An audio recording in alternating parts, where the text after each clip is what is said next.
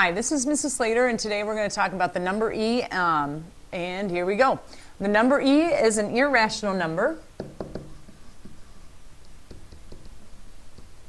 approximately equal to 2.71828, and it goes on forever. Just like pi, there's no particular pattern, and it has a special variable or symbol to go with it. So think of it as that. And logarithms, 2 base e, are called natural logarithms, which we're going to talk about in the chart below. So while I'm writing this, go ahead and after you finish, go ahead and push pause and get your calculator out, because that is going to be helpful here. And what I do want to point out is what we've done before with what we are doing now, and how to use your calculators for some of these things. So in these 3, we've got base 2, 10, and e.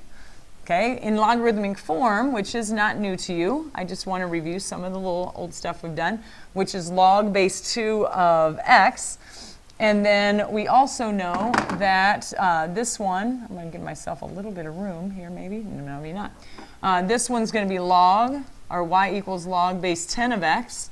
But since our calculator ends in base 10, we now can make that invisible. Ooh. So then we've got this one we're going to be seeing a lot. If it's not there, it's going to be base 10. And that is what we call a common logarithm.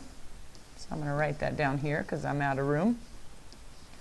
A common logarithm. There it is right there. Okay, and then what you're going to see also for base e is you probably, first thing you would write is y equals log base e of x, which is true. But logs come with a fancier log, which is the natural log, which we talked about a second ago. And that's going to be the natural log of x. Again, invisible e. We do not have to write that down because we know that natural log and base e always go together. So just keep that in mind when you are doing natural logs. All right, the next one, we're graphing with base e and natural logarithms. So I want you to in your calculator, go ahead and punch those in. And let's get rid of anything that is here right now. Second quit, clear, clear, clear. All right, so you may not know where the E button is. First of all, there's 2 places. Here, right to the right, you see E. You can see it in red right now. And then you would push caret, and then you can put in -1. That is not negative. You're going to have to go to -1, like that. And then you get E, and that's the answer. So go ahead and plug that in your chart. And then there's also another place where on the left side of your screen, on the LN button, is e to the x. You can see that in blue. So you could also put a -1 in there and still get the exact same thing. So go ahead and push pause, plug those in, and let's fill in the chart. Okay, so if you have -1, 0, 1, 1.5, and 2, 0.367, 1, 2.7, 4.48, and 7.39. And then since we know this is an inverse of each other, we can just flip those x and y's around. 0.367 to -1, 1 comma 0, 2.7, and 1, 4.48, and 1.5. And then also 7.39 and 2. Okay, so again, go ahead and push pause, and I want you to plot all those points. All right, so the red one you should have as your exponential function, and the blue one should be your logarithmic function. This would be y to the e to the x, and this is going to be y equals natural log of x. All right, so then when we go to the next one, this is practice solving equations, and I know we've already done that before, but never with e. Okay, so a tip here, or a little hint, is you want to isolate e to the x. Whatever e to whatever, you need to get that by itself. So that's very, very important.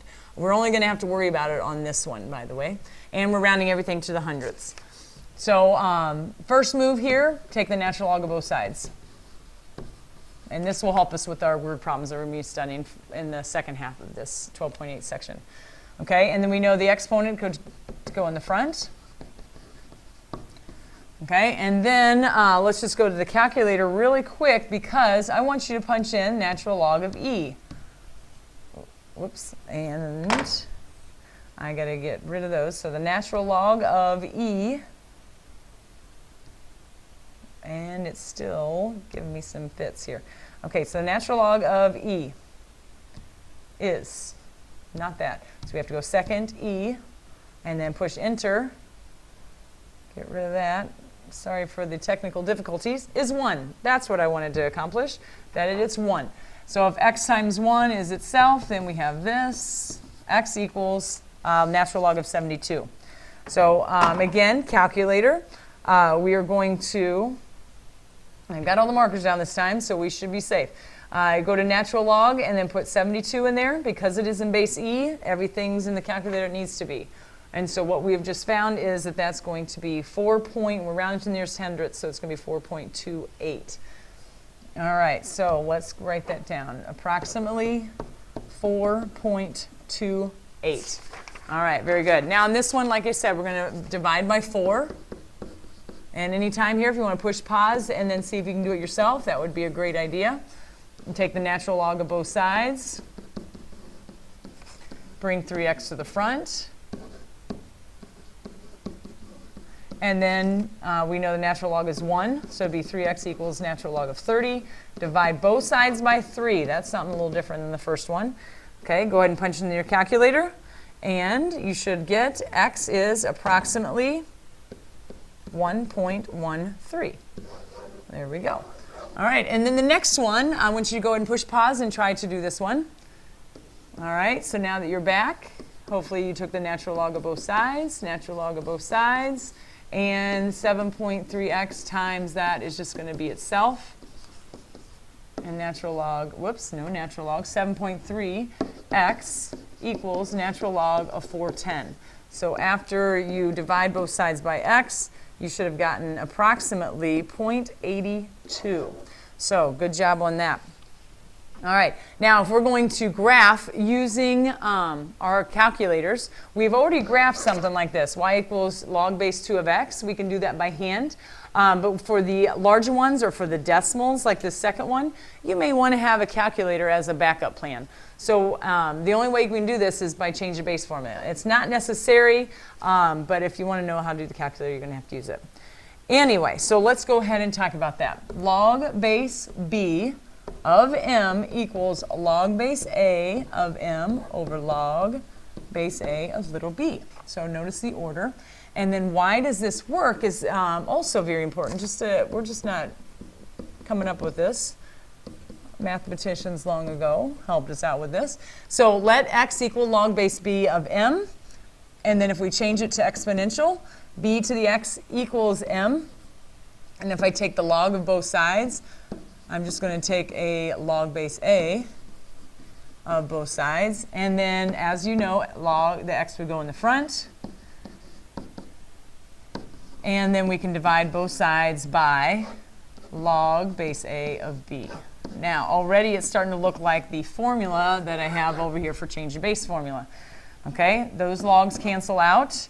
And with this right here, we're going to let, whoops, I want to get a new color here. This one, x, we're going to replace because that's what x is. So it looks just like our change of base formula. And we're going to use our base 10 because our calculator is in base 10. All right, so calculator, I'm going to show you the steps here. In y equals, get rid of anything in there, okay? And you would put in log, and the x, since that's the bigger font, we're going to put that first, x. Close your parentheses, that's very important, and then divide by log of 2. Close your parentheses, and then look at the graph. Okay, we knew it was going to look like that, but if we get a harder problem, you're going to want this as a backup. So then if you go to second table, lots of good things to know here. I'm going to just pull that out here real quick so I can graph it. And if you plot all of those points, 0, there's an error because it gets closer and closer without crossing over it. 1, 0, 2, 1, 3, 1.5, 4, 2, and so on. So we know it goes this way, and it goes closer and closer to the y-axis without actually crossing over it. Okay, been there, done that. Now I want you to push pause and go ahead and do the next one on your calculator. Check the table, get some points, and then we'll compare graphs.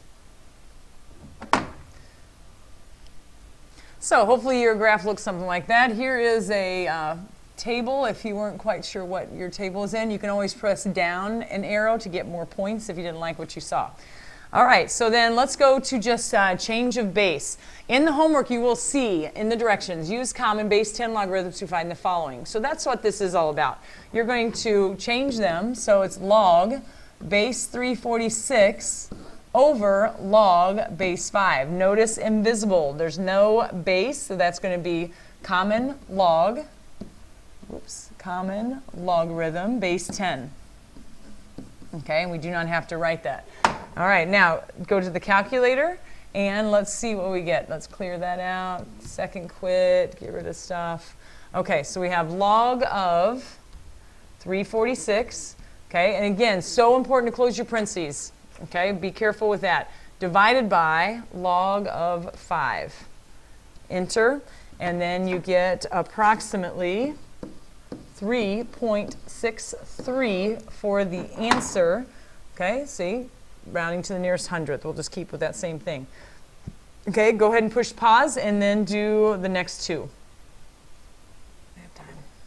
Okay, next one, we have log 4870 over log of 6, and you should have gotten approximately 4.74.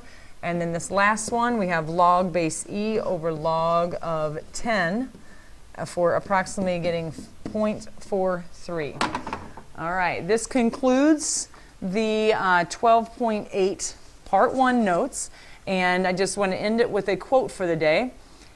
If people do not believe mathematics is simple, it is only because they do not realize how complicated life is. That's by John Lewis von Neumann.